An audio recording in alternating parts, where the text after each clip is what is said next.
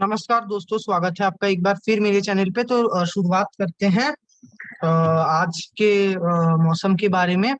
तो satellite image फिलहाल आप देखिए। तो यहाँ पर आप देख सकते हो। पहले आप आपका ईस्ट सेंट्रल या जो ईस्ट साउथ, थोड़ा साउथ की तरफ east central bay of Bengal में आप देखिए तो काफी जो है गंभीर बादल देखे जा सकते हैं। घने और गंभीर बादल इस क्षेत्र में देखे जा सकते हैं। पूरा अंडमान और निकोबार आइलैंड सब देखिए इन बादलों से ढक चुका है, नहीं नजर आ रहा है सैटेलाइट इमेज में। इसके ऊपर केवल बादल हैं। यहाँ पर आप देखिए पोर्ट ब्लियर, ये जो डॉट है ये पोर्ट ब्लियर का है। तो ये घने बादल हैं, आप कह सकते हो, जो यानी कि समुद्री तूफान अभी बनने वाला है। मैंने अपडेट नहीं दिखाया था, मैं कल क्योंकि थोड़ा बिजी हो गया था। तो समुद्री जो तूफान यानी कि अभी ये समुद्री तूफान जो मैं बोल रहा था बन सकता है। तो जी हाँ, ये समुद्री तूफान बनने की स्थिति में है आज या कल। ये जो अभी डिप्रेशन, डीप डिप्रेशन है, ये डीप डिप्रेशन धीरे धीरे यानी कि कल होते होते एक समुद्री तूफान बन जाएगा। जो कि मार्च के महीने में आपको पता है कि समुद्री तूफान काफी ज्यादा रेयर होता है, मैंने पिछले वीडियो में बताया था। तो पिछला जो समुद्री तूफान बनते बनते रह गया, वो एक तो मार्च मिड से पहले भी था, तो इसलिए वो ने एकदम यानी कि बन ही नहीं पाया। और मार्च मिड से पहले क्योंकि सी सरफेस टेम्परेचर और भी 1-2 डिग्री कम रहते हैं। अभी मार्च एंड होते होते हल्का हल्का बढ़ने लगता है सी सरफेस टेम्परेचर, यानी कि उस समय से 1-2 डिग्री ज्यादा है। और यहाँ पर मैंने आपको दिखाया था कि इस क्षेत्र से 1 डिग्री या 2 डिग्री तक अंडमान निकोबार वगैरह का आसपास सी टेम्परेचर ज्यादा रहता है और शेयर में भी डिपेंड करता है। और जो जो आपका ऑसिलेशन है वो भी जब पास करता है, जो मेडिटेरियन ऑसिलेशन जब पास करता है, तो वो भी अगर कोई साइक्लोनिक स्टॉर्म या कोई भी लो प्रेशर एरिया या कोई भी सिस्टम या बारिश की गतिविधियों के लिए मौसम को यानी कि अनुकूल बना देता है। वायुमंडल या एनवायरनमेंट को या एटमोस्फेयर आप कह सकते हैं, उसको अनुकूल बना देता है। तो यही चीज ये कर रहा है। और साथ ही शेयर भी अभी इतना कम नहीं है। तो कुल मिलाकर अगर हम बोले, और सी सरफेस टेम्परेचर भी 2029 तक है। तो कुल मिलाकर अगर अगर मैं बोलूँ तो ये अगर हम समझे कुल मिलाकर, तो ये एक साइक्लोनिक स्टॉर्म बन जाएगा कल होते होते। यानी कि अभी फिलहाल वो बनने की स्थिति है, यानी कि साइक्लोनिक स्टॉर्म बन जाएगा। कुछ वेदर मॉडल अभी भी दिखा रहे हैं कि ये म्यांमार में जाएगा, कुछ दिखा रहे हैं कि थोड़ा ऊपर जाकर ऐसे जाएगा, पूर्वोत्तर में थोड़ा ज्यादा इफेक्ट करेगा। पर अभी सारे ही जो है वेदर मॉडल दिखा रहे हैं कि ये ऐसे रिकर्व करेगा, या तो बांग्लादेश के ऊपर या तो ऐसे, मतलब जो भारत के जो पूर्वी तट है यानी कि पश्चिम बंगाल, उड़ीसा, आंध्र प्रदेश और तमिलनाडु, इन क्षेत्रों में कहीं भी इसका डायरेक्ट लैंडफॉल नहीं होगा। यानी कि भारत में कहीं भी डायरेक्ट लैंडफॉल नहीं होगा, या तो पूर्वी बांग्लादेश या पश्चिम या मध्य म्यांमार में इसका लैंडफॉल अगले 2-3 दिन के बाद होगा। और उसके बाद आप बादलों, यहाँ पर बादलों की स्थिति देखिए तो मध्य भारत में बादल के पैचेस है। ये है हाई क्लाउड्स आप कह सकते हो। तो बारिश की गतिविधियां फिलहाल यहाँ पर नजर नहीं आ रही है। मौसम शुष्क है, गर्मी के कारण ये बादल देखे जा रहे हैं, क्योंकि जैसे जैसे प्री मानसून सीजन आगे बढ़ता है, गर्मी बढ़ती है और तापमान बढ़ते ही स्टेबिलिटी एटमोस्फेयर का जो है अनस्टेबल होने लगता है। इसी कारण कभी कभी जो दिन दोपहर को हल्के ऐसे बादल दिखते हैं, धीरे धीरे ये प्री मानसूनी बौछारों में कन्वर्ट होने लग जाएगा। उत्तर भारत का गंगा का मैदानी इलाका पूरा साफ है। आप देखिए यहाँ पर बादल भी नहीं नजर आ रहे हैं, तापमान काफी बढ़ रहे हैं। गुजरात और राजस्थान में पूरा मौसम शुष्क है और यहाँ पर कोई राहत नहीं है। भीषण गर्मी इन सारे इलाकों में, मध्य भारत में भी है, दक्षिण भारत के बीच कई क्षेत्रों में बादल छाए हुए हैं। सारे आप कह सकते हो क्षेत्रों में, कुछ क्षेत्रों में भीषण गर्मी है, कहीं कहीं पर केरला वगैरह में बारिश की गतिविधियां शुरू हो चुकी है, क्योंकि धीरे धीरे जो है हवाएं खींचने लग गई है इस साइक्लोनिक स्टॉर्म के कारण। और अभी मैं आपको हवाओं की स्थिति दिखाता हूँ। तो साइक्लोनिक स्टॉर्म बनने के लिए जो यानी कि केटी में अगर मैं बात करूँ तो 34 to 37 केटी विंड स्पीड्स रहना चाहिए, जो कि मैं अभी अगर आपको केटी में दिखाऊं तो ECMWF मॉडल के अनुसार आप देखिए फिलहाल जो आपका विंड स्पीड है वो केवल और केवल 24 kT है। अ, तो वेदर मॉडल के अनुसार आप देखिए अभी ये ऐसा अभी ऐसा डिप्रेशन, लगभग आप कह सकते हैं डीप डिप्रेशन बनने के कगार पे। तो जो यानी कि आपका जो वेदर सिस्टम अगर 17 टू 27 kT के बीच में रहता है तो वो उसको हम लोग डिप्रेशन कहते हैं। तो मैक्सिमम में आप देखिए 27 kT तक जा रहा है। अभी 4 बजे का ये जो मॉडल है, यानी कि थोड़ा पीछे अभी 4:24 हो रहा है, वही 4:25 आप कहिए। तो आज रात कल सुबह अर्ली मॉर्निंग होते होते ये 29 kT को टच कर जाएगा, यानी कि ये ऐसे डीप डिप्रेशन बन जाएगा। कल कल यानी कि 24 घंटे के बाद, अभी 4 बजे दिखा रहा था, कल 4 साढ़े 4 बजे तक ये अब देखिए विंड स्पीड 33 kT, यानी कि साइक्लोनिक स्टॉर्म से बस एक कदम पीछे, यानी कि डीप डिप्रेशन का जो पूरा अपर लिमिट है जो कि 33 kT है। 34 kT अगर हो जाता है तो साइक्लोनिक स्टॉर्म कहा जाता है उसको। तो उसमें आप देखिए 34 kT तक भी बन चुका, एक स्थान पे आपने देखा होगा। आप कह सकते हैं अगर ये टच कर जाता है कल 4 बजे तक, संभावना है, पूरी पूरी संभावना है कि उसको टच करे, हो सकता है उसको पार भी कर जाए। तो अगर ये यानी कि पार करेगा कल दोपहर को 24 घंटे के बाद, तो ये cyclonic storm tropical cyclonic storm आप कह सकते हैं, ट्रॉपिकल साइक्लोनिक स्टॉर्म आसानी बन जाएगा, जो कि श्रीलंका ने नाम दिया है। तो इसका साइक्लोनिक स्टॉर्म से ज्यादा यानी कि गंभीर चक्रवाती तूफान या सीवियर साइक्लोनिक स्टॉर्म बनने की संभावना फिलहाल नहीं नजर आ रहा है। और ये ऐसा साइक्लोनिक स्टॉर्म पूरे आप देखिए दक्षिणी म्यांमार में, ईसीएमडब्ल्यूएफ के अनुसार पूरे दक्षिणी म्यांमार में असर डालेगा या बारिश की गतिविधियां करेगा। अंडमान निकोबार छोड़ के इसका कहीं भी असर नहीं भारत में दिखेगा। अगर ये दक्षिणी म्यांमार में लैंडफॉल करता है तो आप देखिए पूर्वोत्तर में भी इससे कोई भी ये नहीं होगा, कह सकते हो कि जो असर ज्यादा नहीं होगा। केवल जो बंगाल की खाड़ी से आने वाली दक्षिणी हवाओं की गति या स्पीड बढ़ जाएगी, और केवल 22 तारीख को हल्के फुल्के बादल यहाँ पर मिजोरम वगैरह के आसपास और त्रिपुरा वगैरह के आसपास दिखे जा सकते हैं। बारिश की गतिविधियां होने की कोई भी आसार पूर्वोत्तर भारत में इसके चलते नहीं है।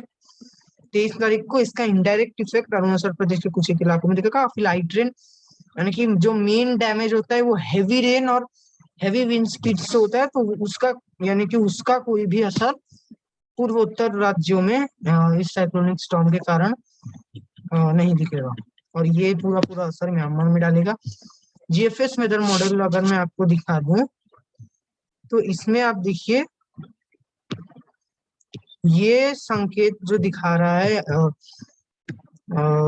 ये ऐसा यानी कि जस्ट साइक्लोनिक स्टॉर्म है, आप कह सकते हो डीप डिप्रेशन वो दिखा रहा है, फिर दिखा रहा है कि थोड़ा वीक हो जाएगा और म्यांमार में, पर साइक्लोनिक स्टॉर्म क्योंकि बन जाएगा और अगर एक बार समुद्र में भी बन जाता है तो इसकी नामकरण हो जाती है। और ये हो सकता है, ईसीएमडब्ल्यूएफ भी यही दिखा रहा था। अब देखिए ये लैंडफॉल के समय हो सकता है कि ऐसा डीप डिप्रेशन हो जाए, यानी कि सीवियर डीप डिप्रेशन अब देखिए हो जाएगा, क्योंकि कंडीशंस थोड़े कम फेवरेबल हो जाएंगे। पर क्योंकि जैसे मैंने बोला अगर इस सी में भी साइक्लोनिक स्टॉर्म बनता है तो ये इसका नामकरण हो जाएगा।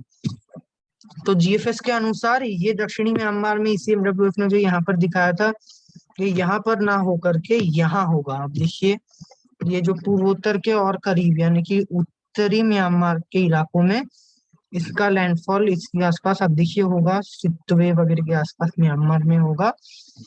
और वही बात है कि पूर्वोत्तर राज्यों में इसका काफी कम इफेक्ट जीएफएस मॉडल भी दिखा रहा है। फिर भी जो ये जो मणिपुर और जो पूर्वी मणिपुर और पूर्वी अरुणाचल प्रदेश और असम के जो तराई के पूर्वी क्षेत्र है यहाँ पर काफी हल्की बारिश हो सकती है। और वही पश्चिम बंगाल में भी एक चक्रवाती हवाओं का क्षेत्र बनेगा और ये इसको सपोर्ट करेगा, यानी कि क्योंकि लगातार इस स्टॉर्म के कारण दक्षिण पश्चिमी हवाएं आती रहेंगी तो ये सपोर्ट करेगा और चक्रवाती हवाओं का क्षेत्र रहेगा। तो इसी के चलते आप देखिए पश्चिम बंगाल वगैरह में हवाओं की गति बढ़ जाएगी बंगाल की खाड़ी से 24-25 तारीख होते होते। और फिर यानी कि ECMWF भी ये दिखा रहा है, और धीरे धीरे प्री मानसूनी गतिविधियां मार्च एंड होते होते शुरू हो जाएगी। हाँ, तो ये साइक्लोनिक स्टॉर्म की बात हुई, यानी कि भारत में इसका काफी ज्यादा कम असर रहेगा। और अगर ये और भी थोड़े उत्तर में जाकर कुछ एक वेदर मॉडल से दिखा रहे हैं, मैं अगर आपको आइकॉन दिखा दूं, तो आइकॉन तो नहीं दिखा है, पर कुछ वेदर मॉडल्स दिखा रहे हैं कि ये जो साइक्लोनिक स्टॉर्म है, ये आइकॉन भी आप देखिए जो दिखा रहा है कि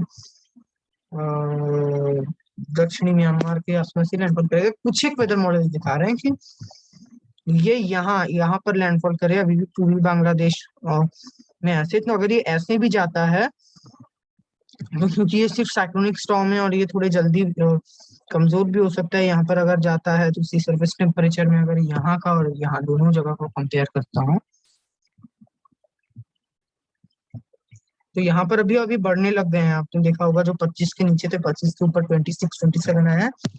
पर मिनिमम साइक्लोनिक स्टॉर्म बनने के लिए 28 डिग्री जो सी सरफेस टेम्परेचर है वो लगता है, जो कि इस क्षेत्र में नहीं मिल रहा है। यहाँ पर अगर ये आता है तो ये जाहिर सी बात है काफी कमजोर हो जाएगा। हो सकता है डीप डिप्रेशन या डीप डिप्रेशन के स्थिति में लैंडफॉल करे, तो हवाओं की स्पीड ज्यादा नहीं रहेगी। हो सकता है कि इन क्षेत्रों में थोड़ी हल्की से मध्यम में बारिश हो जाए अगर ये ऐसे रिकर्व करती है, पर इसकी संभावना काफी ज्यादा कम नजर आ रही है फिलहाल। और यहाँ पर दक्षिणी म्यांमार में क्यों वेदर मॉडल्स दिखा रहे हैं, इसका ट्रैक भी है। तो आप देखिए यहाँ पर 30 डिग्री तक, दक्षिणी म्यांमार में 30 डिग्री तक सी सरफेस टेम्परेचर 29-30 के बीच पूरे रिकॉर्ड किए जाएंगे, जो कि काफी अच्छा सी सरफेस टेम्परेचर, काफी मतलब अच्छा 30 के भी ऊपर। यानी कि बंगाल की खाड़ी में मई के महीने में सारे क्षेत्रों में 33-34, कभी कभार 35 डिग्री तक भी देखा जाता है सी सरफेस टेम्परेचर। अरब सागर भी आजकल रिकॉर्ड करने लग गया 33 तक, 34 डिग्री तक देखा जा सकता है, देखा जाता है इन क्षेत्रों में। तो यहाँ पर भी यानी कि 30 डिग्री तक देखा जाएगा, तो साइक्लोनिक स्टॉर्म के लिए फेवरेबल है। अंडमान निकोबार वगैरह के आसपास भी आप देखिए फिलहाल 29-30 डिग्री का सरफेस टेम्परेचर है, जो इसलिए जो यहाँ पर जो इसको फेवरेबल कंडीशंस मिल रहा है।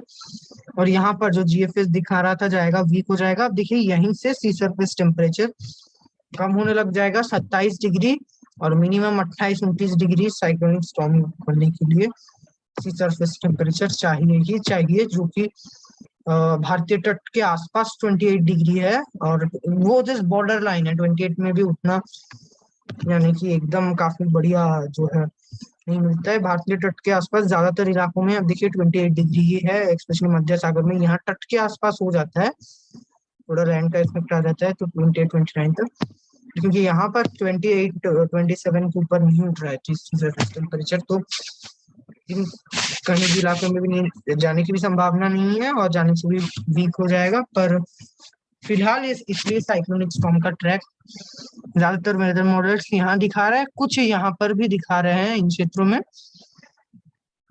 तो यहाँ पर होने से इन क्षेत्रों में हो सकता है कि बादल बादल दिखे, एक दो स्थानों पे काफी लाइट रेन हो जाएगा, और यहाँ से चले जाती है, यहाँ से यहाँ पर बारिश की गतिविधियां भी नहीं दिखने को मिलेगी ना के बराबर। यानी कि भारत तट में आप कह सकते हैं भारत के मेन लैंड में इसका कोई भी असर नहीं दिखेगा। तो ये हो गई ये साइक्लोनिक स्टॉर्म की बात। तो इसके बाद में अगर आपको क्षेत्र वाइज बारिश गतिविधियों की बात करूं, तो फिलहाल शुरुआत करते हैं उत्तर भारत से।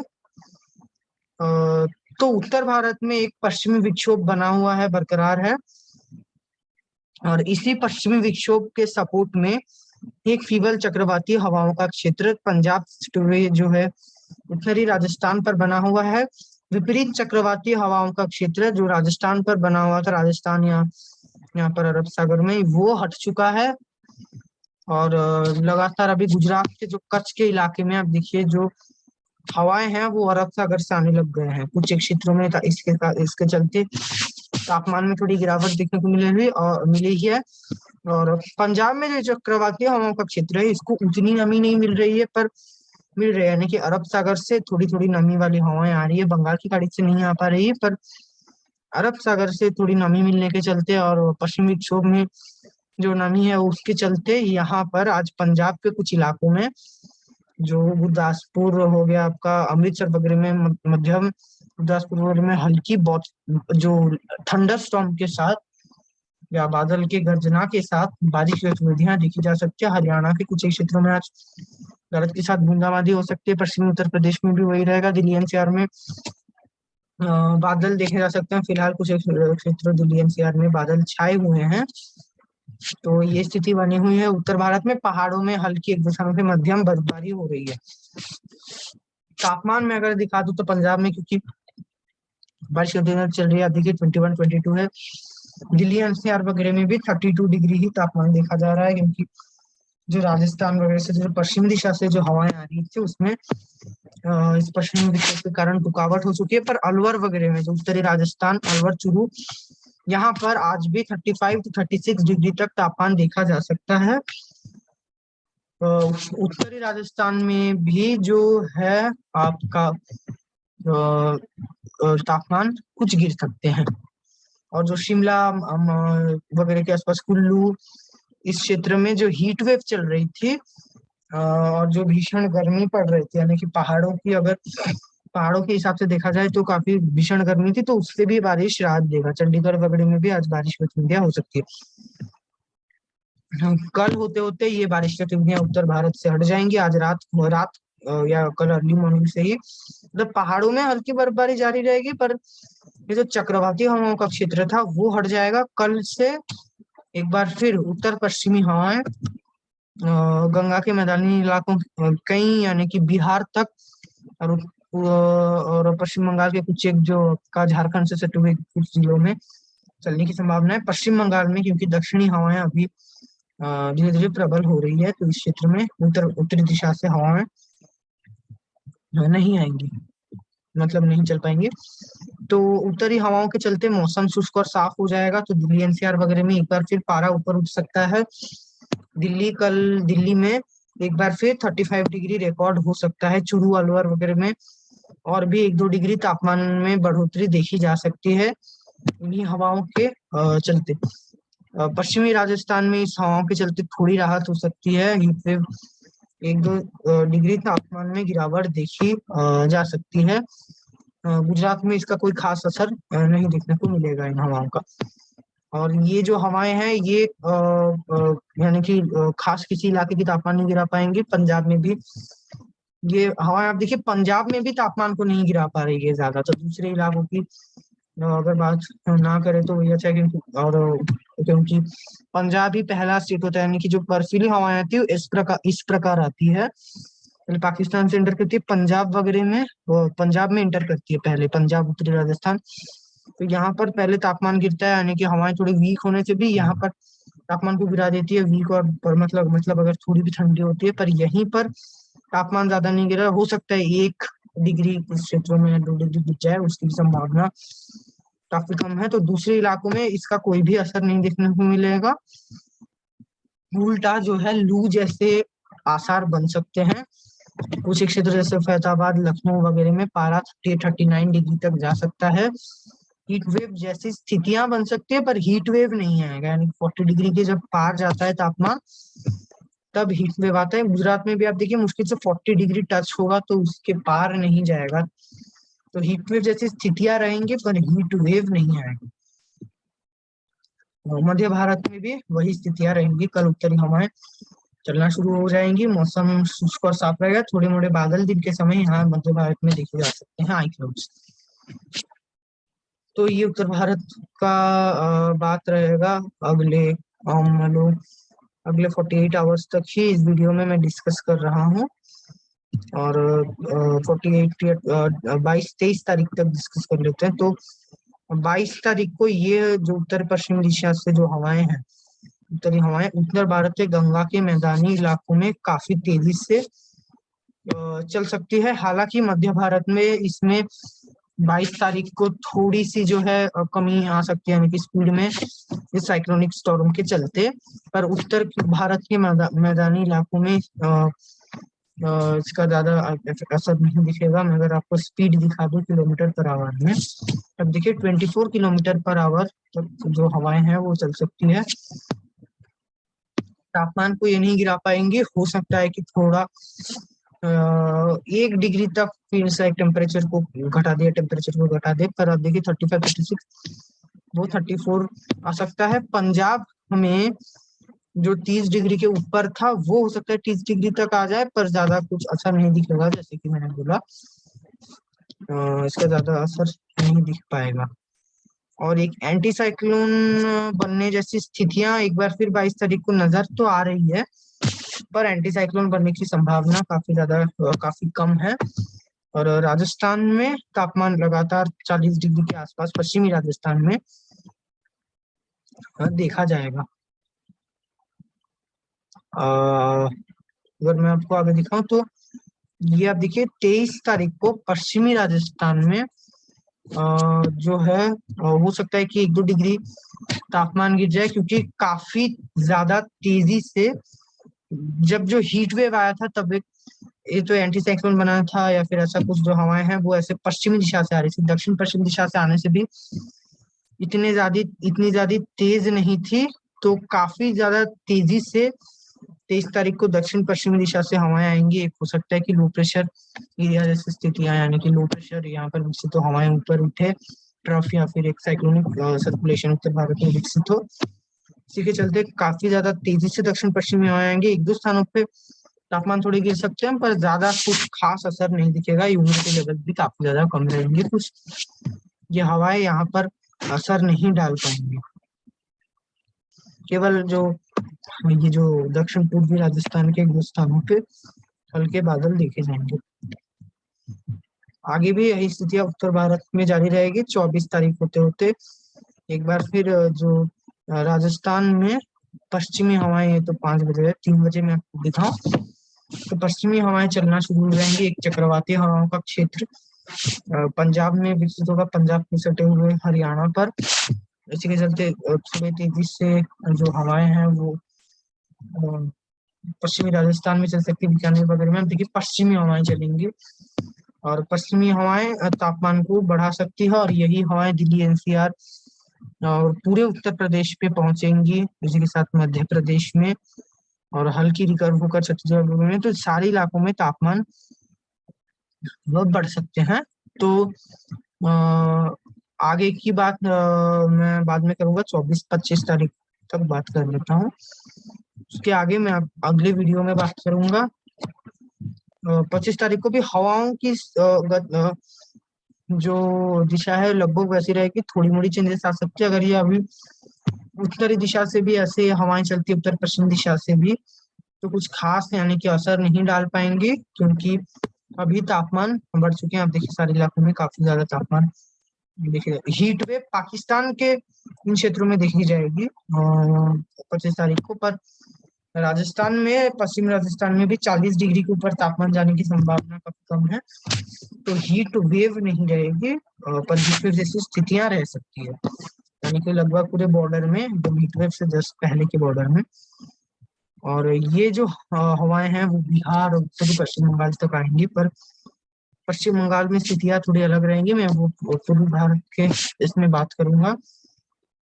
मध्य भारत में भी मौसम शुष्क और साफ ही रहेगा।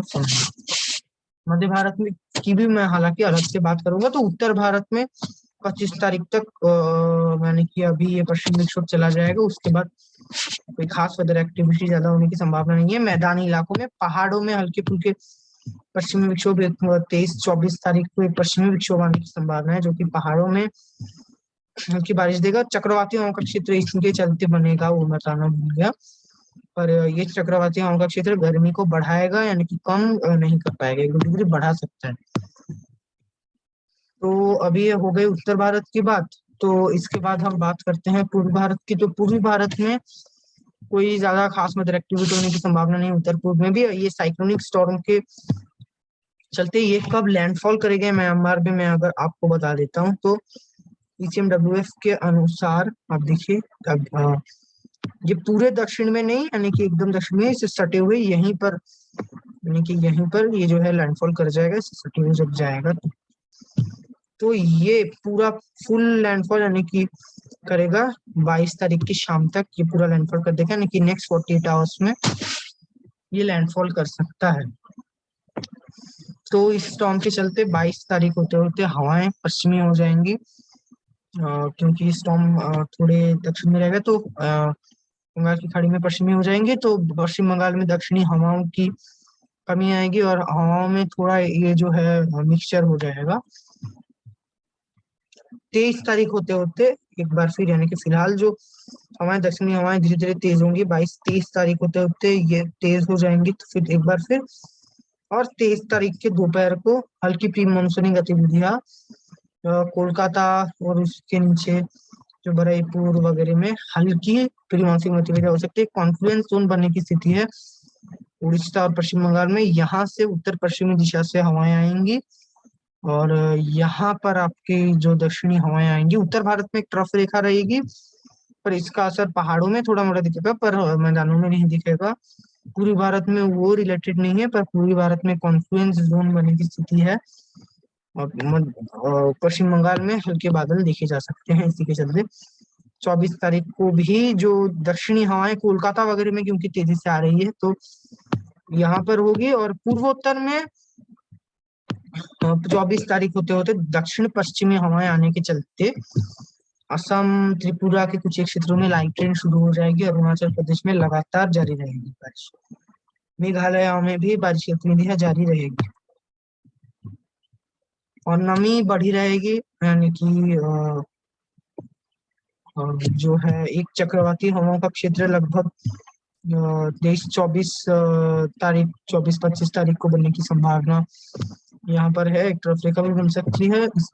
इसी के चलते दक्षिणी हवाएं लगातार आते रहेंगी। दोपहर को अगर मैं आपको नमी दिखाऊं तो नमी दोपहर को भी कम नहीं होगी, तो बारिश की गतिविधियां होगी कोलकाता इसके आसपास के इलाके में, और त्रिपुरा मध्य और उत्तरी पश्चिम बंगाल में खास वेदर एक्टिविटी नहीं दिखाई दे रही है। नॉर्थ बंगाल में तो 24-26 तारीख को भी यही स्थितियां रहेंगी यहाँ पर, यानी कि यही स्थितियां बनी रहेंगी 26 तारीख को। और 28 तारीख को एक ट्रफ रेखा उत्तर भारत में दिखी जाएगी। उत्तर भारत की मैंने बात नहीं की है 28 तारीख को, पर इस ट्रफ रेखा का खास असर उत्तर भारत में नहीं दिखेगा। कुछ एक तरह के क्षेत्रों में नमी बढ़ सकती है, इसके सिवाय कुछ ये नहीं दिखेगा। एक चक्रवातियों का क्षेत्र पाकिस्तान में बनेगा, पर उत्तर भारत में अगले 10 दिनों तक मैदानी इलाकों में कोई भी वेदर एक्टिविटी नहीं दिखाई दे रही है इस पश्चिमी विक्षोभ के पास होने के बाद, फिलहाल नहीं नजर आ रही। 28 तारीख के दोपहर को एक चक्रवाती हवाओं का क्षेत्र 28 तारीख के दोपहर को पश्चिम बंगाल के ऊपर विकसित हो जाएगा। इसी वेदर सिस्टम के चलते बारिश की गतिविधियां पश्चिम बंगाल के मध्य जिले जो कि बांग्लादेश से सटे हुए हैं, यहाँ पर बहरमपुर, मुर्शिदाबाद, दुमकल, करीमपुर, जंगीपुर इस क्षेत्र में हो सकती है। मालदा वगैरह में भी हल्के बौछार हो सकता है, गिर जाए। मेघालय वगैरह में और त्रिपुरा वगैरह में भी लाइट टू मॉडरेट एक दो स्थानों पे जहाँ जो पहाड़ है वहां पर भारी बौछारें भी देखी जा सकती है। लगातार दक्षिणी हवाएं यहाँ पर आप देखिए चलती रहेंगी। ये दक्षिणी हवा भी चल रही है धीरे धीरे। मई जून का महीना आते आते अप्रैल से और भी बढ़ने लग जाएंगे। मई जून महीना आते आते काफी ज्यादा स्ट्रांग होने लग जाएंगे ये दक्षिणी हवाएं, दक्षिण पश्चिमी हवाएं बंगाल में। तो ये पूर्वी भारत की बात हो गई, और ये जो चक्रवाती हवाओं का क्षेत्र हट जाएगा रात होते होते, क्योंकि प्री मानसूनी बौछारें हैं और बारिश की गतिविधियां रुक जाएगी इस क्षेत्र में। तो इसके बाद अगर मैं बात करूं मध्य भारत की, तो मध्य भारत में गुजरात में मैंने जैसे बोला था एनुअल रेनफॉल में, तो गुजरात में फिलहाल कच्छ के कुछ क्षेत्रों में पश्चिमी हवाएं आ रही है, थोड़ी राहत है, पर बारिश की गतिविधियां किसी भी क्षेत्रों में नहीं नजर आ रही है। तो गुजरात में अगले 10 दिनों तक कोई भी वेदर एक्टिविटी नहीं दिखाई दे रही है। तापमान में भी कुछ फेरबदल होने की संभावना नहीं है, यानी कि लगातार तापमान बढ़े ही रहेंगे। और जो यहाँ पर क्योंकि गुजरात में क्या हो रहा है कि जो हवाएं हैं यहाँ से सटा हुआ पाकिस्तान राजस्थान है, यहाँ से लगातार उत्तर पश्चिमी दिशा से हवाएं चलती रहेंगी। जो गुजरात एरिया क्षेत्र है, कच्छ में पश्चिमी हवाएं तो आएंगी, पर ये ज्यादा कुछ असर नहीं डालेगी। स्पेशली जो गुजरात का ये जो क्षेत्र आपका अहमदाबाद और वडोदरा का जो क्षेत्र है, यहाँ पर क्या होता है कि अरब सागर से भी कोई खास इफेक्ट नहीं होता है। यहाँ पर ये जो आप देखिए हवाएं राजस्थान वगैरह से पहुंच जाती है, ड्राई होती है काफी ज्यादा, और जो है तापमान को बढ़ा देती है। यही हवाएं एक चक्रवाती हवाओं का क्षेत्र 23 तारीख को मुंबई वगैरह में पहुंचेगा, तो मुंबई में हो सकता है कि हीट वेव की जैसी स्थितियां बन जाए 23 तारीख को मुंबई के आंतरिक हिस्सों में, तो गुजरात से काफी तेजी से उत्तरी हवाएं पहुंचेंगी। यही स्थितियां गुजरात में लगातार बरकरार रहेंगी। गुजरात में तापमान ऐसे ही बढ़े रहेंगे, और कच्छ में जो पश्चिमी हवाएं आ रही थी उसमें भी 26 तारीख 26 तारीख को रुकावट आने की संभावना है। तो 26 तारीख को हो सकता है कि गुजरात के कच्छ के एरिया में हीट वेव आ जाए, हल्का हीट वेव आ जाए कच्छ के क्षेत्र में, क्योंकि कच्छ के क्षेत्र में क्या होता है कि ये एरिड क्षेत्र है, तो यहाँ पर काफी तेजी से तापमान बढ़ता है। अगर हवाओं में चेंजेस आती है तो हवाओं में आप देखिए कच्छ में चेंजेस आएंगे। अभी जो अरब सागर से आ रही है वो कच्छ के जो पूर्वी क्षेत्र है यहाँ पर बदलकर उत्तरी हो जाएंगी, और इसी के चलते उत्तरी हवाओं के चलते कच्छ में जो नमी यानी कि अरब सागर से जो आरामदायक हवाएं आ रही थी इसमें रुकावट आएगी, और लू जैसे हालात बन जाएंगे पाकिस्तान से जो आने वाली हवाएं, पाकिस्तान राजस्थान से, तो ये तापमान को काफी ज्यादा बढ़ा देंगे। पश्चिमी जो सटा हुआ अरब सागर से जो कच्छ है यहाँ पर तापमान आरामदायक रहेगा हालांकि। और ये स्थितियां कच्छ में लगातार 27 तारीख को भी बरकरार रहेगी। 28 तारीख को भी, 28 तारीख को धीरे धीरे अरब सागर से हवाएं आना शुरू होंगी, पर गुजरात रीजन में कोई भी जो है राहत नहीं होगा। गुजरात में 28 तारीख को हीट वेव आने की संभावना है एक बार फिर, क्योंकि 28-29 तारीख को भी जारी रहेगी। तो गुजरात के लोगों को फिलहाल कोई भी राहत दिखाई नहीं दे रहा है। आप देखिए बादल भी 0% ही बने रहेंगे लगातार। आप देखिए दोपहर को लगातार बने रहेंगे 0%, यानी कि बादल नहीं आएंगे, तो तापमान लगातार बढ़े रहेंगी। मध्य भारत में अगर मैं बात करूं तो फिलहाल विदर्भा और छत्तीसगढ़ में अगले 10 दिनों तक कुछ उतनी खास वेदर एक्टिविटी नहीं नजर आ रही है। मैं अगर आपको अभी दिखा दूं तो अभी कुछ एक बादल हालांकि छाए हुए हैं विदर्भा छत्तीसगढ़ में, और एक दो स्थानों पे हो सकता है कि बूंदाबांदी हो जाए, तो कुछ खास उतनी वेदर एक्टिविटी नहीं है इस क्षेत्र में। तापमान लगातार बढ़े हुए हैं।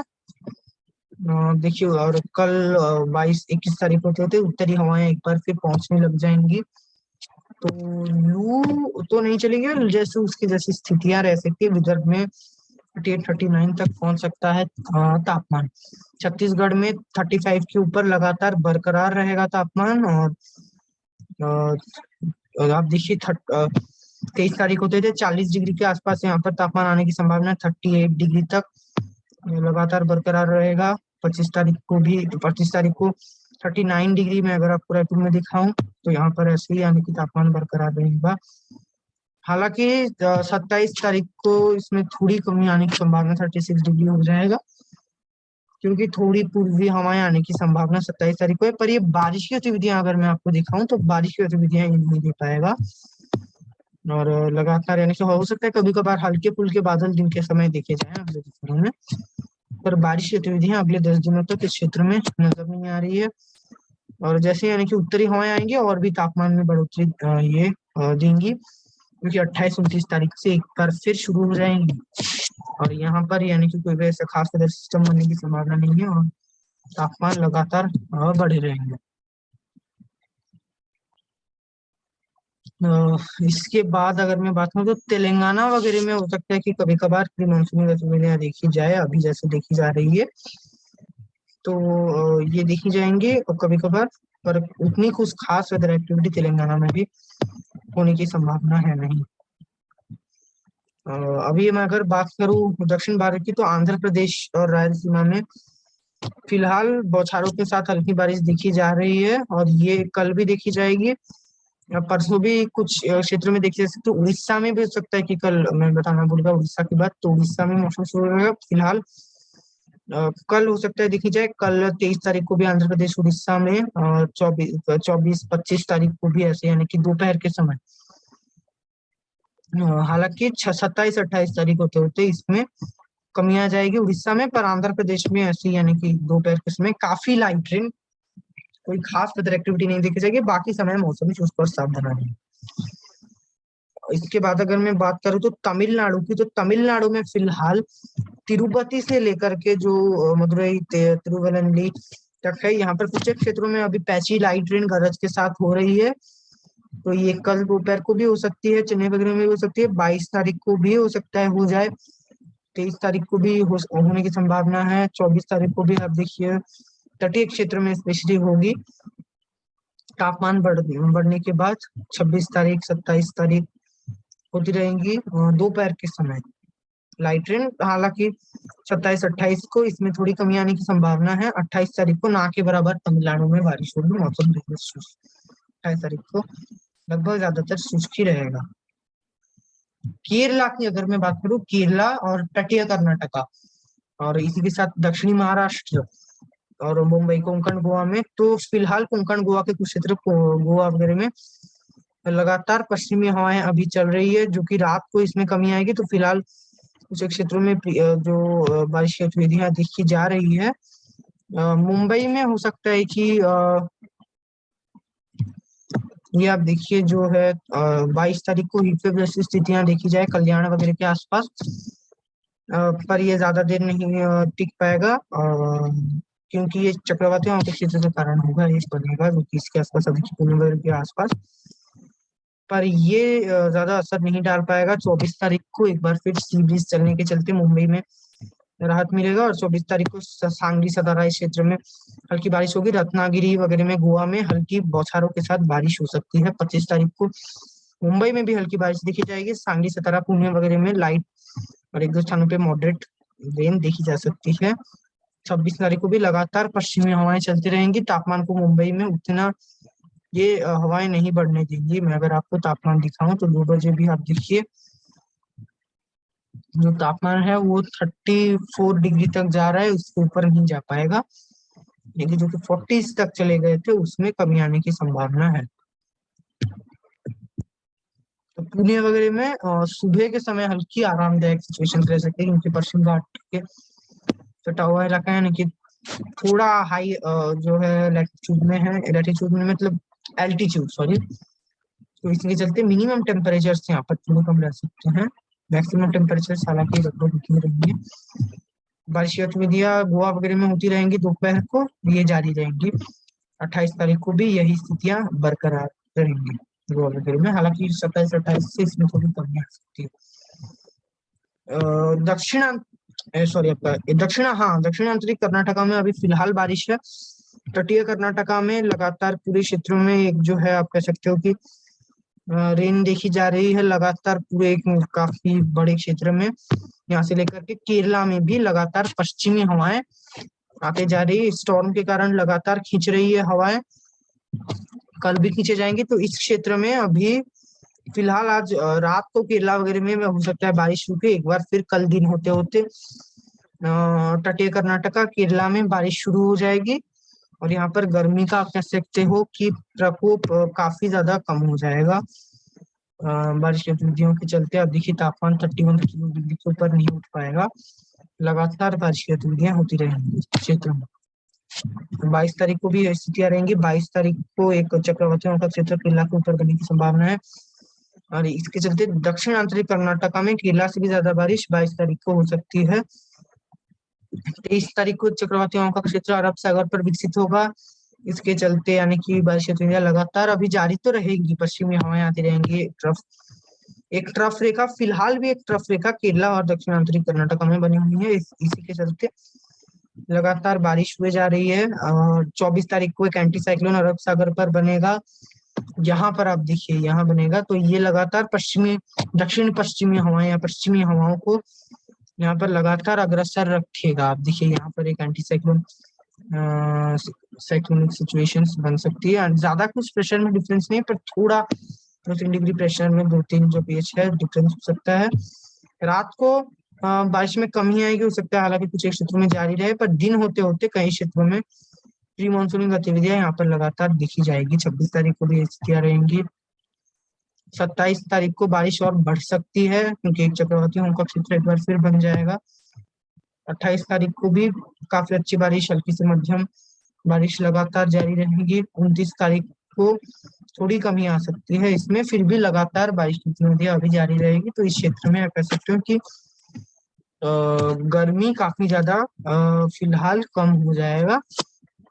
और क्योंकि अप्रैल में आते आते यहाँ पर इतनी ज्यादा प्री मानसून गतिविधियां बढ़ जाती है कि गर्मी का प्रकोप लोगों को नहीं देखने को मिलता है ज्यादा। आप देखिए 30 डिग्री है पुटूर वगैरह में, जहाँ पर 40 डिग्री तक तापमान जा रहा था, तो यहाँ पर लोगों को नहीं सहना पड़ता। तो अगर वही स्थितियां यहाँ पर लगातार प्री मानसूनी गतिविधियां बरकरार रही, आप कह सकते हो प्री मानसूनी सीजन में, तो आप कह सकते हो गर्मी यहाँ से विदा हो जाएगा। क्योंकि हमें यही देखने को मिलता है एटलीस्ट मार्च अप्रैल में, अगर उतना भी ना हो पर दक्षिण भारत में यहाँ पर होता है, केरला और दक्षिणांतरी कर्नाटक में मई का महीना आते आते काफी ज्यादा उग्र हो जाता है प्री मानसूनी गतिविधियां इस क्षेत्र में। और इसी के चलते मई एंड जून आते आते मानसून आ जाता है केरला में। यही आप जो अभी पश्चिमी हवाएं देख रहे हैं, ये पूरा यहाँ सोमालिया वगैरह से दक्षिण पश्चिमी होकर काफी ज्यादा तेजी से केरला और में पहुंचती है, फिर बंगाल की खाड़ी में जाती है। आपको मैंने पैटर्न बताया हुआ है।